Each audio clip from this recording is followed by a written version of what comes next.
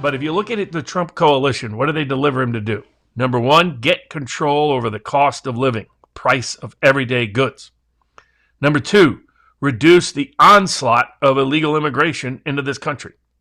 3, get us out of, rather than in more, foreign wars. 4, take some efforts to restore some degree of balance to both our trade and governmental spending policies, namely, have less imports than exports and have more revenue than spending, ideally. And 5th, end the lawfare at every level and remove the corruption of our society, our culture, and our economy by rogue governmental actors or those rogue actors, NGOs and others receiving governmental money. So let's look at how Trump has done on each of those 5 top priorities for different segments of his coalition to date in his first 100 days. Now you have the fake news from the media. Fake news from the media was to create these absurdly fake polls to try to say, everybody hates Trump. Everybody hates Trump. Rasmussen, Mark Mitchell is out showing that there's been very little movement in Trump's approval rating, still about the same, more positive than negative with most groups, and especially 97, 98% satisfaction rate amongst the people who voted for him. So the people who voted for him, very, very happy. Ignore the fake polls trying to mislead you otherwise. He survived the judicial onslaught, the bureaucratic onslaught, the media onslaught, despite all of their efforts. While marching forward and making it clear the need for institutional reform, either by the Supreme Court of the United States, by Congress, or by Trump taking unilateral action to strip the corrupt bureaucracy and corrupt judiciary from its ill-gotten gains of power, prestige, and money and the purse over the last half century. So step back and let's go with the last issue first. Let's look at lawfare, where he has succeeded, where there's still some areas of growth needed. First, he came in and he pardoned all the January 6th defendants. A lot of people thought he wouldn't do it. He did. That was a massive step in the right direction. Second, he said he was going to commute or pardon Ross Ulbricht. He did. He commuted and pardoned a range of other sentences of people who had no business being prosecuted, has encouraged the dismissal of a bunch of more cases. Now, there's still cases left lingering out there in the lawfare world. The lawless prosecution and persecution of Trump himself by rogue prosecutors in New York and Georgia, but there's some progress as there's known federal investigations of Letitia James for a criminal indictment for her crimes. And we have reason to believe that there's federal investigation of Big Fannie Willis down in Georgia as well. That's promising. I hope there's further investigations into everything rogue that Jack Smith did as special counsel of the Justice Department. We can see from all the squealing going on that a bunch of the corrupt D.C. prosecutors are out, and they're bellowing like mad about, please don't appoint Ed Whelan to the U.S. Attorney's Office in the District of Corruption. And so that's promising. That means he's a good nominee. Again, only a stuck pig squeals. Look at where they're squealing. That's where you know Trump's been successful. The Harmeet Dillon, very successful already in the Civil Rights Division, just by getting all those bad faith wokester lunatics out of there. It turns out the number one source of discrimination over the last 4 years was the Civil Rights Division of the Justice Department. They were refusing any case if you were the wrong race or wrong gender or wrong sexual identity. Isn't that amazing? The Department of Justice, the very department charged with enforcing our civil rights, was the lead agency in the world violating our civil rights.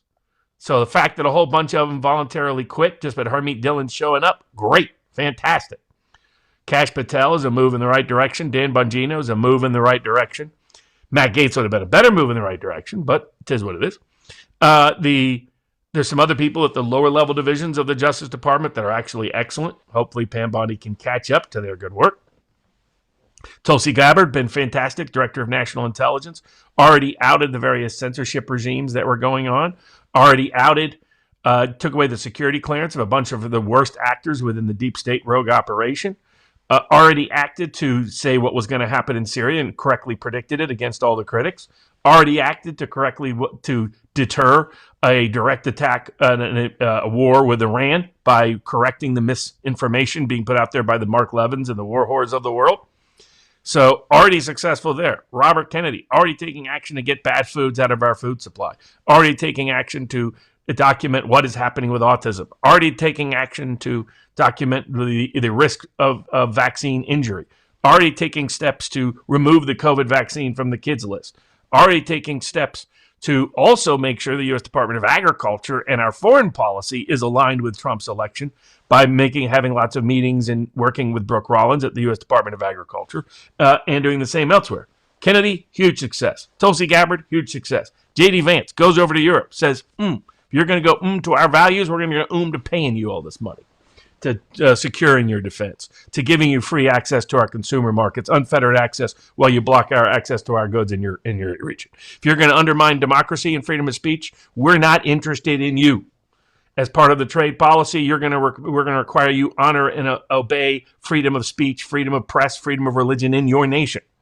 Exposed Zelensky right to his face right in the Oval Office. Went to Europe and gave that sermon and speech directly. Continues to be one of Trump's best advocates for the various populist agenda items of decreasing our foreign footprint, improving U.S. manufacturing, doing something about control on the border as anybody in the administration. So we've seen a lot of good steps. The Department of Education stripping it down. DOJ exposing fraud, exposing the NGO scams and schemes, exposing the extortion, embezzlement, and other matters going in, and saving billions and billions and billions of dollars on an ongoing annualized basis. So you look at the policies Trump is putting in is to deliver to each of those core constituencies. How has he succeeded? On the lawfare front, he's halfway there. Still a long way to go, but he's going in the right direction. On immigration, he has had the greatest reduction of illegal immigrant crossings in the history of the country. Greatest reduction ever in less than 3 months, or just a little more than 3 months. That is extraordinary. And he's exposing the dangerous military-type gangs that are operating in our country as enemies to the country, and exposing the corruption of the Biden administration. Today, Robert Kennedy exposed that his predecessor was at the HHS, was helping to traffic children into the country and promote and protect child traffickers for sex trafficking purposes with illegal immigration. He exposed that publicly, exposing how corrupt our judges are by forcing either SCOTUS to act, Congress to act, or giving the president the green light with the court of public opinion to act unilaterally and bring them back to down a notch like they need to and belong in our constitutional order. So I say on immigration, he's having great success as well. So we're moving in the right direction on lawfare, moving in the right direction and having a lot of success in immigration. What about the big issue, top issue? The economy, inflation. Well, let's look at what Trump has done. Trump has reversed 4 years of Biden inflation. 4 years of it. When Trump came in January, it was over 5%. It was red hot. And prices going pop. What is it at the end of March? And going into April? It's almost zero. So why? Because he got control of the prices of eggs, thanks to also Robert Kennedy, making sure Brooke Rollins made certain changes in agricultural policy, so our chicken prices and egg prices wouldn't continue to go through the roof like they were under the Biden administration. But not only that, also took action to make sure gas and oil prices went down. That's what a lot of the negotiations with Russia are really about, more so than even Ukraine. That's why they're located in Saudi Arabia. That's why he wanted the détente with the Saudis that Biden administration had undermined. That's why he's probably even doing backdoor deals with Venezuela. Gas price, oil price, down under $60 a barrel. He's unleashing American production everywhere and every place he can. You add and aggregate that all up, and what you get is great price decreases. So the number one item he got elected on, he delivered in less than 100 days. The co-equal with immigration. Now let's look at, so successful in immigration, successful already or in the right direction on lawfare, successful on cost of living. Now let's go to foreign policy. Two bifurcated components. Tariff and trade policy that need to be rebalanced and get out of foreign wars. On the trade policy, he is the first president to actually deliver what he promised on. And he was going to restore the founder's dream of America. What does that mean? An independent, self-sufficient nation on all essential goods. We make anything we need here in America. We don't rely or depend on foreign nations for things essential to our national security or survival. He's done so with a true industrial policy. It's not being called an industrial policy until today by Howard Lutnick, but that's what it is. And what is an industrial policy? You use the levers of government to promote domestic enterprise, domestic productivity. Inflation comes when you spend money on things other than productive investment. Let me give you an example of what I mean by that. So when private debt rises as a share of GDP, far more, by the way, than public debt. Public debt doesn't trigger this anywhere near what private debt does. When private debt drastically rises as a share of GDP and gets to certain levels, it usually means an economic collapse is coming. How can private debt rise as a share of global domestic product of all economic activity? It means there's more debt being issued than is being used productively. In other words, if you give me $100, but I create $100 new of goods and services, the private debt percentage of GDP stays flat. Even if the private debt amount is going up, it's going up at the same rate as GDP, so it stays flat as a percentage of GDP. What Trump is trying to do is make sure private direct investment goes up, and that the amount of credit coming out of the government trying to to hold up the economy in almost this fake way like Biden was doing, he wants to reduce that amount, reduce the interest payments on the debt as an expense. Well, he's managed to do both. Some of the fake economic news out there is recession, Trump's recession, Trump has a recession. So I'll give you the real breakdown. The first quarter GDP showed striking growth of private direct investment. In fact, the fastest rise since the last time Trump was president. Private direct investment is one of the best measurements of the health of the economy because it tells you people are building factories, people are buying equipment, people are making investments in future economic activity right here in the United States, and that skyrocketed under Trump in the first quarter. The only reason there's a recession is because a bunch of people brought in inventories of imports to circumvent the tariff impact in March. And so that they anticipated might be coming. And so, but even that, by the way, is a sign that they think demand is just fine because you don't bring in and stock up inventories if you think there's no demand for those products. So that creates an artificial negative GDP. The real GDP, the private sector GDP, free of government, free of imports, grew at one of the healthiest rates, as indicated by the important rise in private direct investment. Trump's industrial policy is whole scale. He's saying, come to the United States and I'll make it easier for you to get access to capital. I'll reduce the regulatory burden. I'll reduce the tax burden. And I'll give you privileged access to U.S. customer markets. And ultimately, I'll leverage those U.S. customer markets to get you privileged access around the world. And I'm going to use our tariff policy to do so. And he's already appealing, that won't happen, Barnes. Look at the past. And factories announced they were going to start and they didn't start. Look at the real numbers. Private direct investment's going pop. And it's even going higher since he announced the tariff deals. Those are people spending real money, real cash to build jobs right here. So Trump is already on a record pace for success in that capacity. Now let's look at the war areas. Trump here has been partially successful. I think he's been hamstrung by some of the incompetent advice he's received from the General Kellogg's of the world, who don't understand Putin, don't understand Russia, don't understand the Ukrainian conflict. Indeed, if you look at the one weak link, the one Achilles heel in the Trump administration is it's people affiliated with the America First Policy Institute. This is not Stephen Miller's America First legal group, which did fantastic and continues to do fantastic work. America First Policy Institute means America number one, not America first in priorities. So they want America to be number one globally. They want America to be globally engaged, globally entangled, globally involved, the global cop, the global big man on the block. That's not what Trump means by America first. He means we put Americans first, America priorities first, America interest first, and we extract ourselves from the disaster of globalism and the entanglements and weaknesses it brings, as well as these dumb and stupid foreign wars.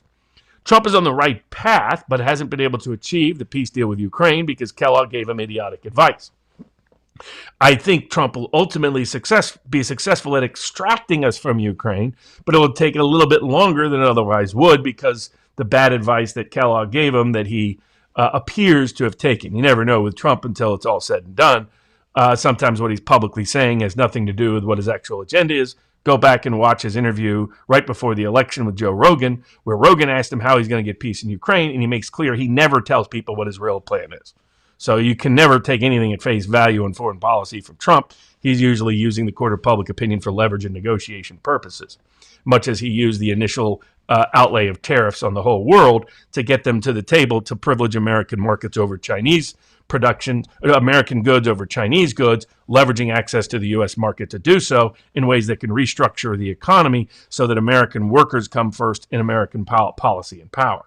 He has managed to keep Israel's instigation of going to war with Iran on the back burner.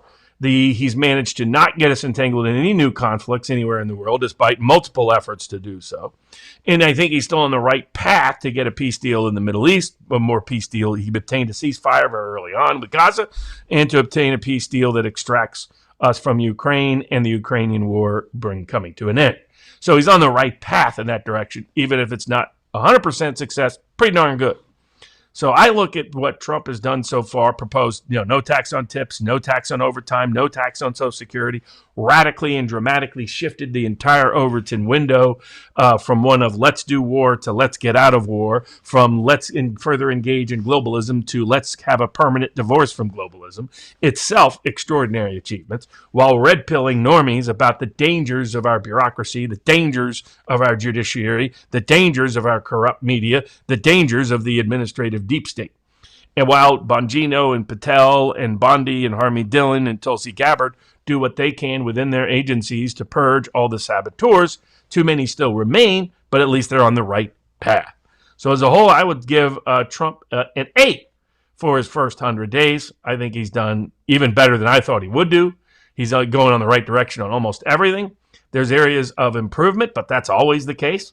More things to look forward. He is showing a fearlessness that was necessary to achieve and attain the results we're wanting. And on pretty much everything, I see him going in the right direction rather than the wrong one. And I see even the obstacles as actually opportunities to expose bad faith actors that have been destroying and threatening constitutional liberty in this country for the better part of a century.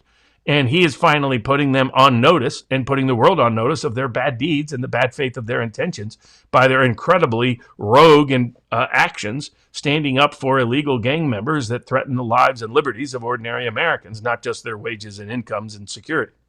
So I think he's on the right path. And the lowering of cost, and the number two things I was looking for in this economic report was, where is inflation trending of goods for ordinary people that they buy? I don't care what luxury goods are doing. I don't care what Chinese goods are doing. I care about the basket of goods ordinary Americans need to get by on a daily basis, of which the principal input cost is still gas and oil. And then second, for private direct investment here in the United States. Are we getting ahead of the curve on that? And we are. And he's even talking about another huge paradigm shift, another dramatic Overton window movement, by saying, why do we even tax American workers, American business, and American enterprise when we can tax foreign governments like Chinese communist governments that have been busy stealing jobs, wages, and our intellectual capital for the last quarter century? How about that? Doesn't that make a lot more sense? That's what our founders did. That's what we did for 200 years. So maybe we should return to that.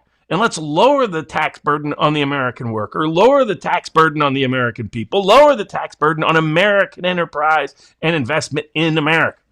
So he's going in the right direction with huge, dramatic paradigm shifts that you see once in a lifetime. Sometimes a whole lifetime happens in a day. Sometimes it takes a whole lifetime to experience a day. He's doing a lifetime in a day. And so let's see how it keeps going. All right, now let's turn to the question.